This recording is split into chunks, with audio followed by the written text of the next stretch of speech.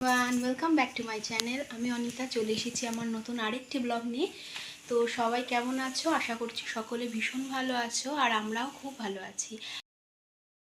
সকাল 11টা, ছেলেকে স্কুল থেকে নিয়ে এইমাত্র বাড়ি এলাম। তবে আমাদের টিফিন কিন্তু খাওয়া হয়ে গিয়েছে। আমরা খেয়েছি আজকের ভাত আর বাটার, এই দিয়েই খেয়ে নিয়েছি, কারণ আজকে আর কিছু তরকারি করিনি। তো সারাদিন থাকো আমার সাথে, দেখতে থাকো ব্লগটি। আর আকাশে এখন প্রচুর মেঘ করেছে, বাইরে জামা কাপড় আছে, চলো সেগুলো এখন তুলে ফেলি।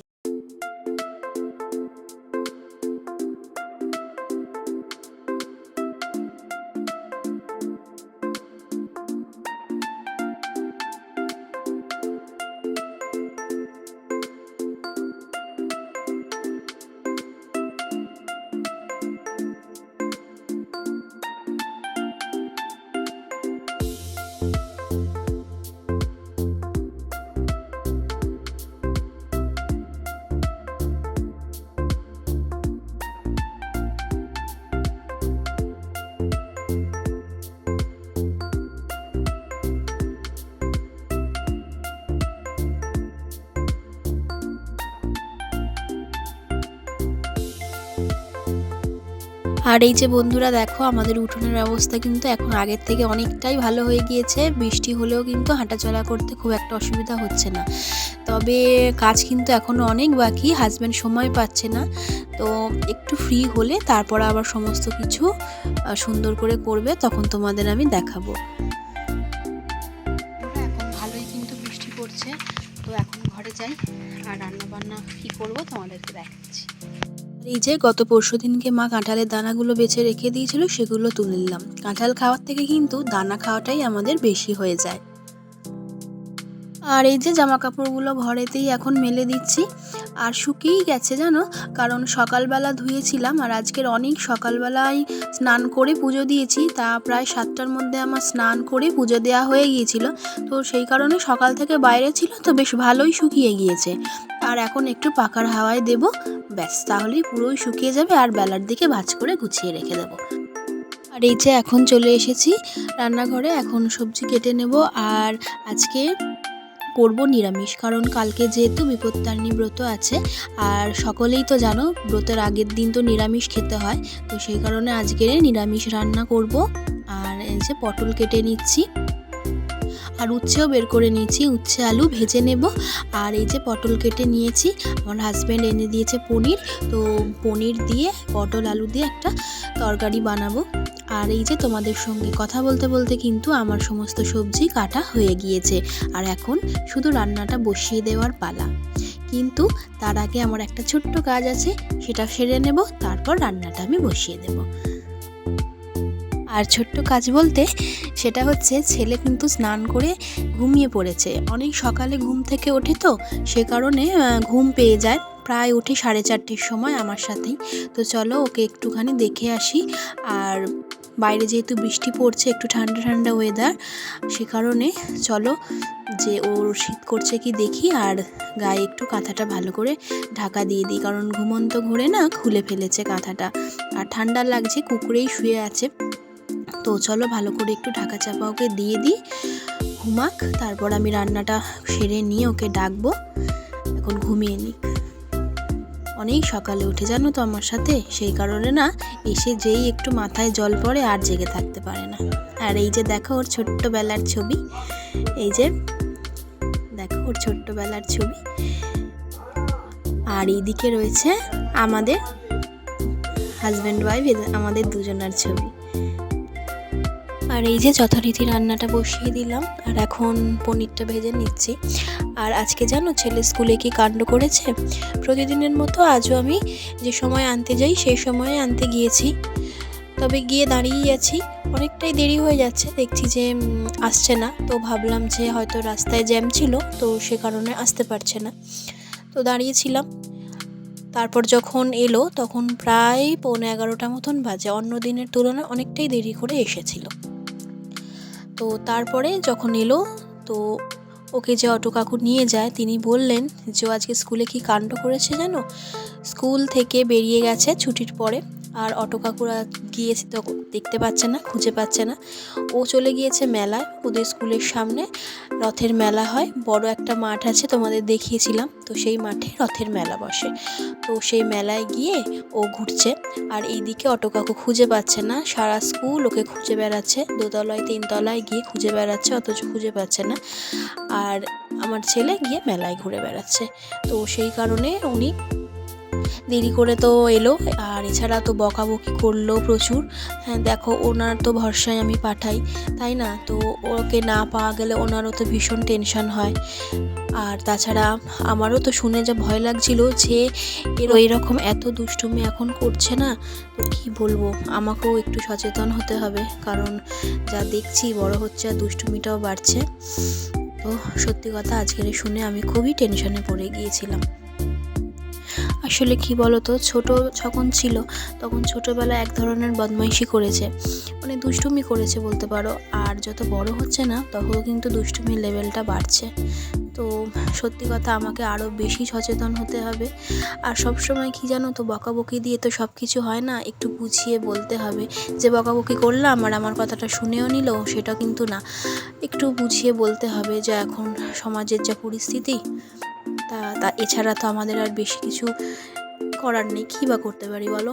মারধর বকাবকি এগুলো বেশি করলে না, তখন আর কি বলো তো, মন খুলে না আমাদের সঙ্গে কথাই হয়তো বলতে চাইবে না। তো ভালো করে বোঝাবো যে এগুলো ঠিক না, এগুলো করা উচিত না। আর এই যে বন্ধুরা দেখো, আমি পনিরের তরকারিটা এখন কষিয়ে নিচ্ছি। আর এই যে পটলটা ভেজে আগে তুলে রেখেছিলাম, এখন পটলটা দিয়েও আরও ভালোভাবে একবার কষিয়ে নেব।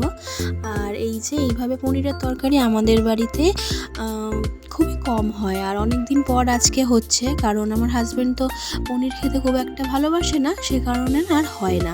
পনিরের বদলে মাছটাই বেশি হয়।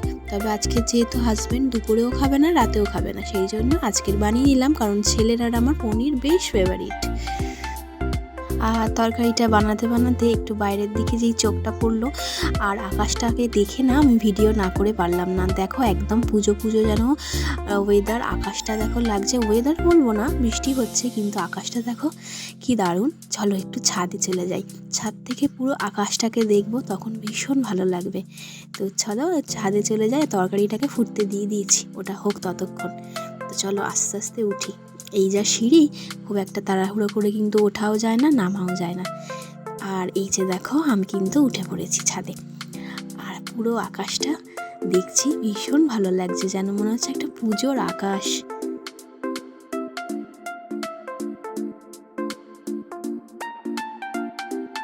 বন্ধুরা তরকারিটা তো ঢাকা দিয়ে চলে এসেছি, ওটা ওদিকে ফুটছে, আর আমি একটু ছাদে চলে এলাম। তবে বেশিক্ষণ কিন্তু থাকা যাবে না। আর ওইদিকে উচ্ছে আলু ভাজাটাও কিন্তু বাকি আছে, ওটাও তো করে নিতে হবে। তবে এই ছাদে আসলে সত্যি কথা বলতে না, নিচে নামতে ইচ্ছা করে না। দূরের দিকে তাকালে না মনটা যেন অন্যরকমই হয়ে যায়। তখন আর এই যে সংসারের এত কাজ কর্ম ব্যস্ততা, তখন সত্যি আর কিছু মনে হয় না। মনে হয় যেন এখানে যদি কিছুক্ষণ সময় কাটাতে পারতাম, কিছুক্ষণ একটু বসতে পারতাম, একটু মন খুলে আকাশ দেখতে পারতাম। সত্যি এটা কিন্তু খুব ইচ্ছা হয়, কিন্তু করার তো কিছুই নেই। আমাদের ব্যস্ততা জীবনে আমাদের তো ফিরে যেতেই হবে। তো চলো এখন নিচে যাওয়া যাক। আর এই যে চলে এলাম, এখন তরকারিটা একটু দেখে নিচ্ছি। এই যে ঠিকই আছে, তবে একটু আলুটা শক্ত আছে, এখন ঢাকা দিয়ে রেখে দিই। আর ওদিকে দেখছি রোদ উঠে গিয়েছে, জামা কাপড়গুলোকে চলো আবার মেলে দিয়ে আসি। এখন তো বর্ষাকালে এটাই খেলা, জামা তোলা আর জামা মেলা।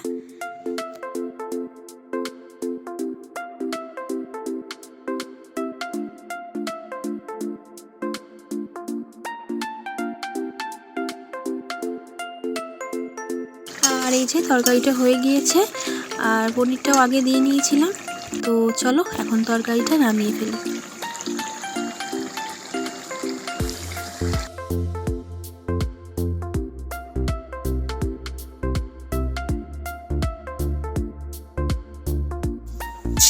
তো এখন উচ্ছে আলুটা ভাজা বাকি ছিল, তো ওটাও বসিয়ে নিলাম।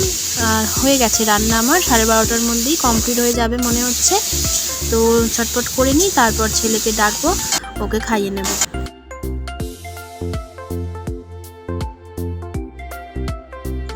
আর ওইদিকে উচ্ছে ভাজাটা বসিয়ে দিয়েছি, ওটা ওদিকে হতে থাক আর আমি এদিকে ঘরের অন্যান্য কাজগুলো সেরে নিই। আর কিছু বাসন আছে সেগুলো ধুয়ে নেব, আর এই যে ঘরটা আছে ঝাড় দিয়ে নিচ্ছি, কয়েকটা বোতল আছে ভরে নেবো। তো এগুলো সারতে সারতেই ওটা হয়ে যাবে। তো চলো দেখতে থাকো।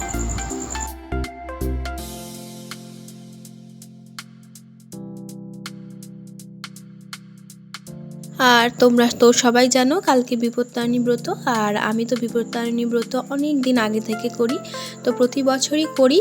আর এবছরও তো এই জন্য করছি। তবে প্রত্যেক বছর মন্দিরে গিয়ে পুজো দেওয়া আমার পক্ষে সম্ভব হয় না, তবে এবছর ইচ্ছা রেখেছি যে মন্দিরে গিয়েই পুজো দেব।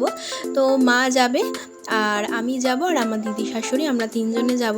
তো মা তো ওই দিক থেকে চলে যাবে, আমার বাপের বাড়ির দিক ওই দিক থেকে, আর আমি আর আমার দিদি শাশুড়ি আমরা এদিক থেকেই যাব।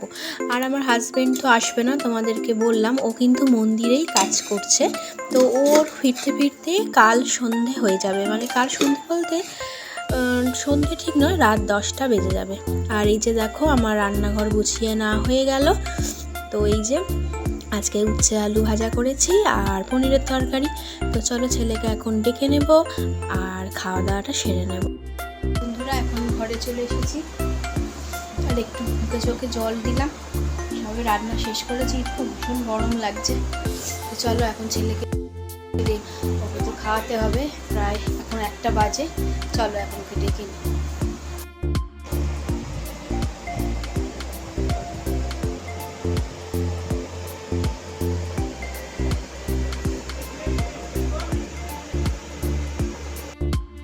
আর এই যে বন্ধুরা আমরা এখন খেতেও বসে গিয়েছি। আর ছেলে যেহেতু এখন নিজে হাতে খাওয়া শিখে গেছে, তো সেই কারণে ওকে তো আর খাইয়ে দিতে হয় না, তো সেই কারণে একসাথেই এখন আমরা লাঞ্চ করে নিই।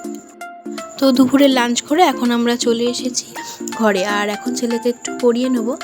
আসলে আন্টির কাছে যতই পড়ুক না কেন ঘরেতে, তাও কিন্তু আমাকে একটু দেখিয়ে দিতেই হয়।